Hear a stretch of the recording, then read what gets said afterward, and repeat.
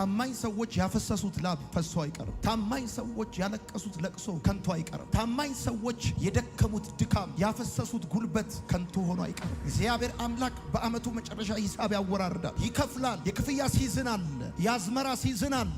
በለቅሶ ዘርተን ነበራል፣ በደስታ ግን አጭደናል ተብሎ እንደተጻፈ ታማኝ የሆናችሁ በየጓዳው በየመስሪያ ቤቱ በተለያየ የህይወት መንገድ ላይ ሎያል የሆናችሁ ሰዎች ከእግዚአብሔር እጅ ደሞዛችሁን 1 2 3 ለዛውም በደከማችሁ ወራት እንኳን ሰዎች ያከብሯችኋል። በድካማችሁ ወራት እንኳን እግዚአብሔር ደሞዛችሁን ይከፍላችኋል። መኝታችሁን ያነጥፍላችኋል። ገበታችሁን ያዘጋጅላችኋል። ደክሟችሁ ተቀምጣችሁ ከሚሮጡት ሰዎች በላይ እግዚአብሔር ፕሮቫይድ ያደርጋችኋል። ዛሬ ባለማጭበርበራችሁ ባለመዋሸታችሁ እንዳይቆጫችሁ፣ ዛሬ ታማኝ በመሆናችሁ እንዳትቆጩ እግዚአብሔር አምላክ በሚቀጥለው ዘመን ክብራችሁን በዓለም አደባባይ ፊት ለፊት እግዚአብሔር አምላክ ሰረገላችሁን ባላጠበቃችሁት መንገድና ሐሳብ እግዚአብሔር ያደርግላችኋል።